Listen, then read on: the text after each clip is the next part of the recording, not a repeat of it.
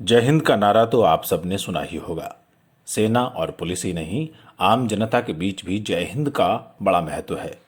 उनकी कोई भी परेड इस नारे के बगैर संपन्न नहीं होती।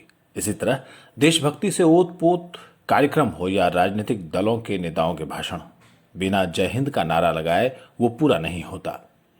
यहां तक कि नेताजी सुभाष चंद्र बोस भी जनता और आजाद हिंद फौज के सेनानियों में जोश भरने के लिए जय हिंद का खूब जय घोष करवाते थे। मगर ये बात बहुत कम लोगों को पता है कि इस नारे के जनक थे नेताजी के 2 साल तक पिए रहे आबिद हसन सफरानी। आबिद हसन सफरानी न केवल सुभाष चंद्र बोस के करीबी थे, बल्कि आजाद हिंद फौज में मेजर के पद पर भी रहे।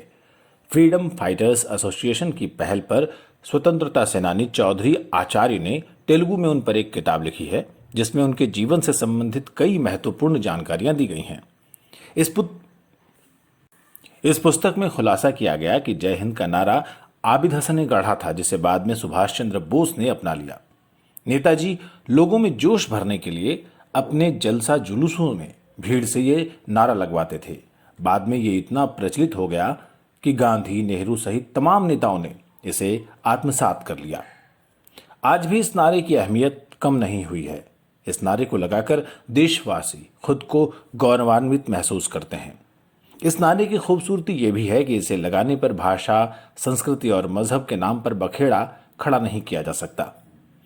चौधरी आचार्य की पुस्तक के मुताबिक भारत की स्वतंत्रता को लेकर नवंबर 1941 में बर्लिन में आयोजित फ्री इंडिया सेंटर्स की पहली बैठक में सफरानी ने जय हिंद का नारा दिया था, जो सुभाष चंद्र बोस को बहुत पसंद आया और उसे उन्होंने सदा के लिए अपना लिया। वो बोस के करीबी होने के नाते अंतिम समय तक उनके साथ रहे। जर्मनी की अंतरिम यात्रा भी उन्होंने साथ की थी। इस यात्रा का वृत्तांत बोस के भतीजे शिशिर कुमार बोस की पुस्तक आईएनए इंडिया टुडे में दर्ज है। हैदराबाद में 1912 में जन्मे आबिद हसन का संबंध एक देशभक्त परिवार से था। डिस्टिंक्शन से इंजीनियरिंग की डिग्री लेने के बाद वो उच्च शिक्षा के लिए बर्लिन चले गए। वहीं बोस के स्वतंत्रता आंदोलन से प्रभावित होकर वो आजाद हिंद फौज में शामिल हो गए। नेताजी भी उनकी नेतृत्व क्षमता से कायल थे, इसलिए उन्हें संगठन की कई महत्वपूर्ण जिम्मेदारियां भी उन्होंने सौंप रखी थी। आपको ये जानकर हैरानी होगी कि वो अंग्रेजी, जर्मन, फ्रेंच, अरबी, फारसी, संस्कृत, हिंदी, उर्दू, तेलुगु, पंजाबी समेत कई भाषाएं धारा प्रवाह बोल लेते थे। उनकी नेतृत्व क्षमता को देखते हुए उन्हें आजाद हिंद फौज के गांधी ब्रिगेड के प्रमुख की जिम्मेदारी दी गई थी।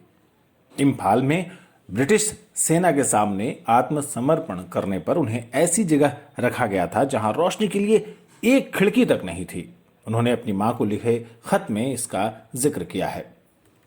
आबिद के पिता जाफर हसन हैदराबाद के उस्मानिया विश्वविद्यालय में डीन थे और मां बेगम अमीर हसन कट्टर गांधीवादी।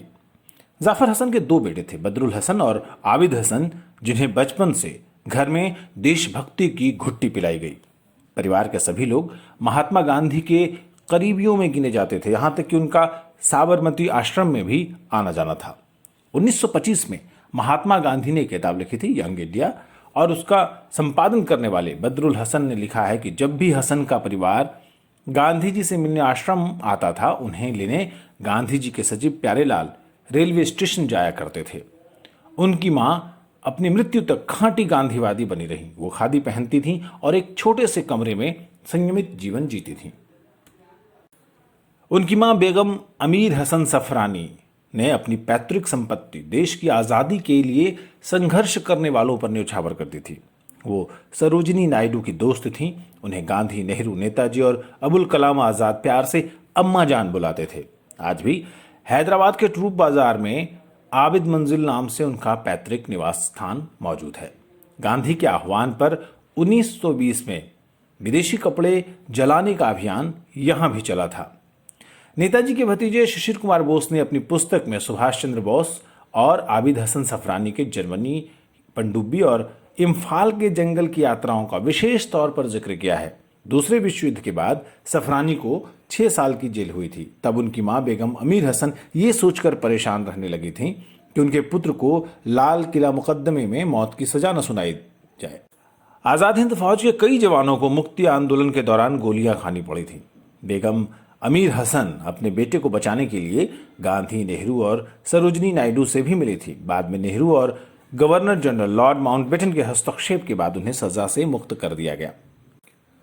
नेहरू ने इससे पहले सिंगापुर की एक जेल का दौरा किया था, जहां आजाद हिंद फौज के लोग रखे गए थे। उस दौरान उन्होंने एक व्यक्ति को अलग कोने में बैठा देखा तो पूछा कि क्या वो हैदराबाद से है।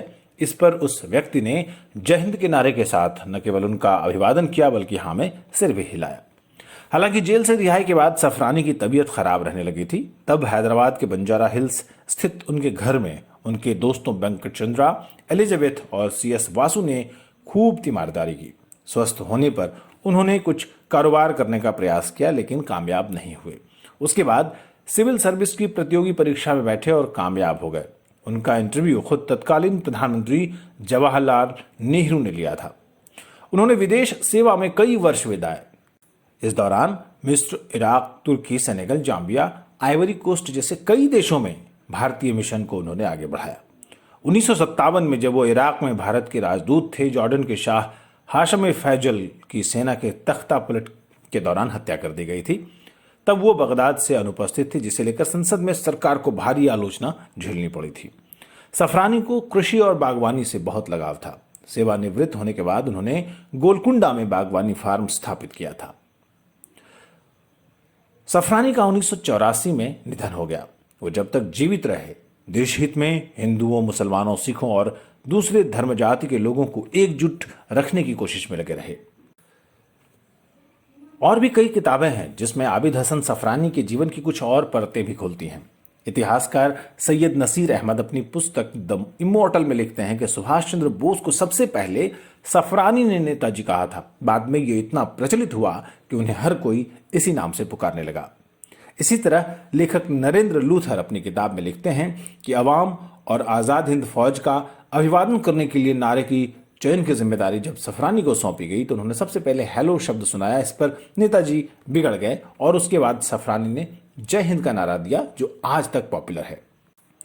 उनके बारे में एक और दिलचस्प किस्सा है। बताते हैं कि फौज के झंडे के रंग के चयन की जब बात आई तो हिंदू फौजियों ने भगवा रंग की पैरवी की, मगर इसका विरोध करते हुए मुसलमानों ने झंडे में हरे रंग के इस्तेमाल पर जोर दिया। बाद में हिंदू सैनिकों ने अपनी दावेदारी वापस ले ली, लेकिन ये बात सफरानी के मन को कचोट गई। उन्होंने हिंदू फौजियों की भावना को सम्मान देने के लिए अपने नाम में सफरानी यानी अंग्रेजी के सैफरन से सफरानी शब्द निकला है अपना जोड़ लिया, और जबकि उनका वास्तविक नाम तो जैनुल आबदीन था।